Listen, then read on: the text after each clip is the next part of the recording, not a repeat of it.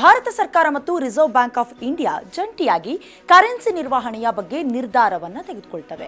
ಪ್ರತಿ ವರ್ಷ ಕಾಗದದ ಕರೆನ್ಸಿಯ ಜೊತೆಗೆ ನಾಣ್ಯಗಳನ್ನು ಬಿಡುಗಡೆ ಮಾಡುತ್ತೆ.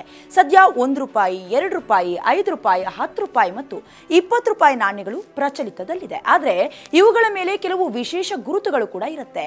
ಕೇವಲ ನಾಣ್ಯಗಳ ಮೇಲೆ, ಕೆಲವು ನಾಣ್ಯಗಳ ಮೇಲೆ ಚುಕ್ಕಿ ಮತ್ತೆ ಕೆಲವುಗಳ ಮೇಲೆ ನಕ್ಷತ್ರ, ಡೈಮಂಡ್ ನಂತಹ ಚಿಹ್ನೆಗಳು ಕಾಣಿಸ್ಕೊಳ್ತವೆ. ನಾಣ್ಯಗಳ ಮೇಲೆ ಇಂತಹ ಚಿಹ್ನೆಗಳು ಯಾಕಿರುತ್ತೆ ಗೊತ್ತಾ?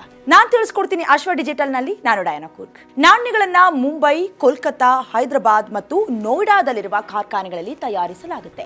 ಈ ಪ್ರದೇಶಗಳನ್ನ ಮಿಂಟ್ ಅಂದ್ರೆ ತಾಮ್ರಗಾರಿಕೆ ಅಂತ ಕೂಡ ಕರೆಯಲಾಗುತ್ತೆ. ಅಂದ್ರೆ ನಾಣ್ಯ ಎಲ್ಲಿ ತಯಾರಾಗಿದೆ ಎಂಬುದನ್ನ ಸೂಚಿಸೋದಕ್ಕೆ ಚುಕ್ಕಿ, ಡೈಮಂಡ್ ಅಥವಾ ನಕ್ಷತ್ರ ಚಿಹ್ನೆಗಳನ್ನ ಮುದ್ರಿಸಲಾಗುತ್ತೆ.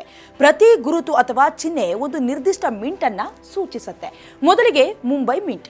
ಮುಂಬೈನಲ್ಲಿರುವ ಈ ಮಿಂಟ್ ತಯಾರಿಸುವ ನಾಣ್ಯಗಳ ಮೇಲೆ ಡೈಮಂಡ್ ಚಿಹ್ನೆಯನ್ನ ಮುದ್ರಿಸಲಾಗುತ್ತೆ. ಕೆಲವೊಮ್ಮೆ ಬಿ ಅಂದ್ರೆ ಬಾಂಬೆ ಅಥವಾ ಎಂ ಅಕ್ಷರವನ್ನ ಚಿಹ್ನೆಯಾಗಿ ಕಾಣಬಹುದು.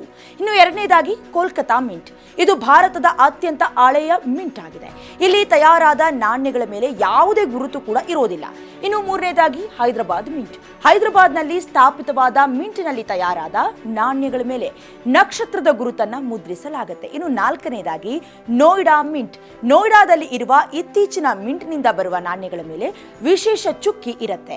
₹5 ನಾಣ್ಯದಂತಹ ಒಂದೇ ಮೌಲ್ಯದ ನಾಣ್ಯಗಳು ಗಾತ್ರ, ತೂಕ ಮತ್ತು ವಿನ್ಯಾಸದಲ್ಲಿ ಅಂದ್ರೆ ಡಿಸೈನ್ ನಲ್ಲಿ ಒಂದೇ ರೀತಿ ಕಾಣಿಸ್ಕೊಳ್ತವೆ. ಆದ್ರೆ ಇವುಗಳಲ್ಲಿ ಒಂದು ಸಣ್ಣ ವ್ಯತ್ಯಾಸಗಳಿರ್ತವೆ. ಅದೇ ವಿಶೇಷ ಚಿಹ್ನೆಗಳು. ನೀವು ಗಮನವಿಟ್ಟು ನೋಡದೇ ಇದ್ರೆ ಈ ಗುರುತು ಕಾಣಿಸ್ಕೊಳ್ಳೋದೇ ಇಲ್ಲ.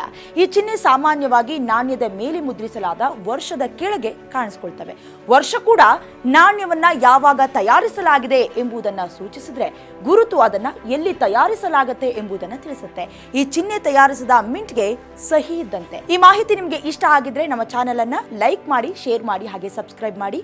ನೋಡ್ತಾ ಇರಿ ಅಶ್ವ ಡಿಜಿಟಲ್.